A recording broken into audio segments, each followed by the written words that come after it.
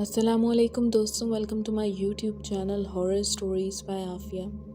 दोस्तों, horror stories bye Aafia में एक नए डरावने वाक़े के साथ मैं हाजिर हूँ। उम्मीद करती हूँ आप लोग जहाँ कहीं होंगे खैर खैरियत के साथ होंगे और ढेरों खुशियों के साथ होंगे।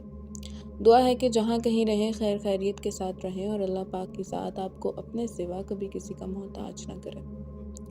दोस्तों, आज का ये वाक़या मेरे साथ किसी ने शेयर किया है। वाक़या सुनाऊंगी उन्हीं की ज़ुबानी जिन्होंने वाक़या मेरे साथ शेयर किया।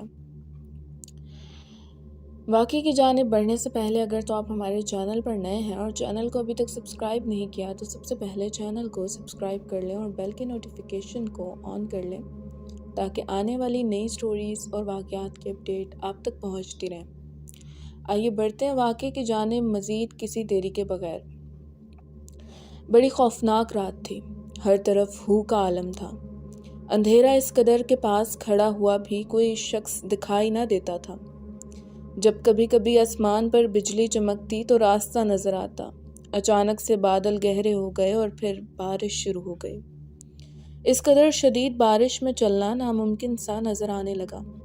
मैंने आसपास नज़र दौड़ाई तो मुझे दूर एक पुरानी सी हवेली नजर आई। ये क्या?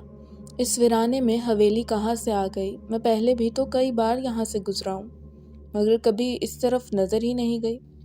मेरे पास इस हवेली में पनाह लेने के अलावा और कोई चारा ना था, सो मैंने तेज तेज कदमों से इस हवेली का रुख किया। बिलाल, उठ जाओ जल्दी से, मैंने बैग तैयार कर दिया है और गाड़ी का टाइम भी होने वाला है। तेरे मामू से भी बात हो गई है, जब लाहौर पहुँच जाओ तो मामू को फ़ोन कर देना, वो तुम्हें स्टेशन से ले जाएंगे। माँ की आवाज़ मेरे कानों में पड़ी तो मुझे याद आया कि मैंने तो पंजाब जाना है। मामू के बेटे की शादी थी और मुझे महीना पहले ही बुलाया हुआ था। मैं उठा, जल्दी से नहा धोकर नाश्ता किया और माँ की दुआओं से स्टेशन की तरफ रवाना हुआ। माँ ने जाते हुए तावीज़ मेरे गले में डाल दिया, जो वो हमेशा कहीं दूर सफ़र पर जाने से पहले डाल देती थी। टैक्सी से स्टेशन पहुंचा तो अभी आधा घंटा था गाड़ी के आने में। आखिरकार गाड़ी आ गई और मैं अपने सफ़र पर रवां दवां हो गया। किस्सा मुख्तसर, मैं चंद मिनटों तक लाहौर पहुंचने वाला था, मगर ये सोचकर मैंने मामू को फ़ोन न किया कि इन्हें क्या तकलीफ़ देनी, मैं अकेला ही पहुंच जाऊंगा और इनको सरप्राइज़ दूंगा। लाहौर स्टेशन पर उतरा तो रात हो चुकी थी। भाई, ननकाना साहब जाना है, चलोगे क्या? इसके हाँ के इशारे पर मैं टैक्सी में बैठ गया। पूरा एड्रेस बताओ? जी, मंडी फैज़ाबाद के साथ 4 किलोमीटर पर एक गांव है, चाचुके गुल, वहां तक छोड़ाओ। ड्राइवर ने एकदम से ब्रेक लगा दी। क्या हुआ? भाई, मैं आपको स्टॉप तक ही लेके जा सकता हूँ, गांव नहीं छोड़ने जाऊंगा। मैंने इसमें ही गनीमत समझी। ठीक है यार, वहां तक ही पहुंचा दो। रात का कोई पिछला पहर था जब इसने मुझे स्टॉप पर उतार दिया।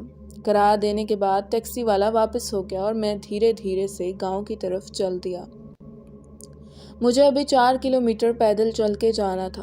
पहले मैंने सोचा मामू को फ़ोन करता हूँ, मगर जब मोबाइल निकाला तो इसकी बैटरी नहीं थी और बंद हो चुका था। खैर, मैं इस हवेली के पास पहुँच चुका था। मैंने गौर किया तो मालूम हुआ कि इसके चारों तरफ पुरानी कब्रें हैं। हवेली से धुआं निकल रहा था। 4 दीवारी टूट फूट का शिकार थी।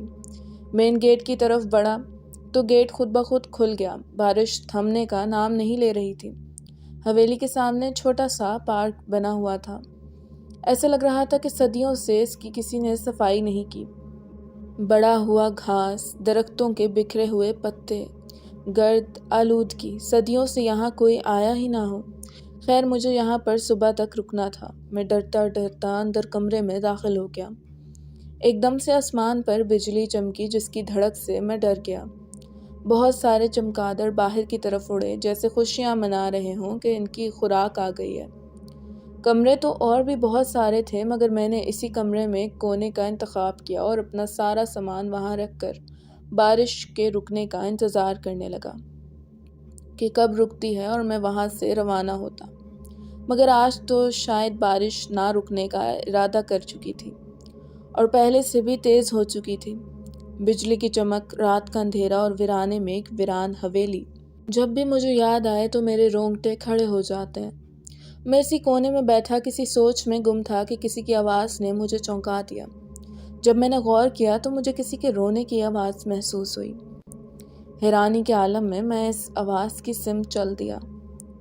اس ویرانے میں میرے علاوہ یہاں کوئی اور کیسے ہو سکتا ہے میری طرح کوئی مجبور اس جگہ پہ آ گیا ہو اور کسی مشکل میں ہو۔ مجھے اس کی مدد کرنی چاہیے۔ آواز کو سنتے سنتے میں اسی کمرے میں پہنچ گیا جہاں سے آواز آ رہی تھی۔ کون؟ میں ہوں، آ جاؤ، ذرا جلدی کرو۔ مامی، آپ یہاں کیا کر رہی ہیں؟ تمہارے ماموں کی طبیعت خراب ہو گئی تھی، ہم شہر جا رہے تھے، اچانک بارش کی وجہ سے ہمیں یہاں آنا پڑا۔ تم آؤ نا ہمارے پاس، دیکھو ماموں کا کیا حال ہو گیا۔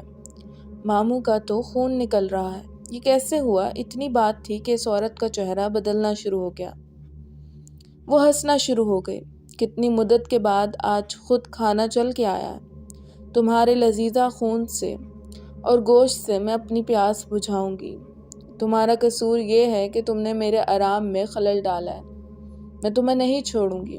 میرے ہاتھ پاؤں پھول گئے، وزنی قدموں سے بھاگنے کی کوشش کی لیکن ناکام رہا۔ مجھے یوں محسوس ہو رہا تھا کہ جیسے مجھے کسی نے رسی سے باندھ دیا ہو۔ نہیں، تم مجھے معاف کر دو، مجھ سے غلطی ہو گئی، میں راستہ بھول گیا تھا، ابھی یہاں سے چلا جاتا ہوں، دوبارہ کبھی نہ آؤں گا۔ معاف تو میں نے اپنے باپ کو بھی نہیں کیا تھا، تمہیں کیسے کر دوں؟ میرے باپ نے مجھے قتل کر اس محل میں دفن کر دیا۔ اس کے ساتھ ہی اس نے بڑی بھیانک آوازوں میں رونا شروع کر دیا۔ میں نے بڑی ہمت کر کے اس سے پوچھا کہ کیوں قتل کیا تمہارے باپ نے تمہیں؟ تم مجھے اچھے انسان لگے ہو، دوسروں کا درد رکھنے والے۔ اگر تم کہتے ہو تو تمہیں اپنی داستان سناتی ہوں۔ میں جھٹ سے بولا، ہاں سناؤ۔ میرا نام کرن ہے، یہ محل میرا ہے۔ میرا باپ بہت امیر تاجر تھا۔ شہر کے تمام تاجر میرے باپ کا بہت احترام کرتے تھے۔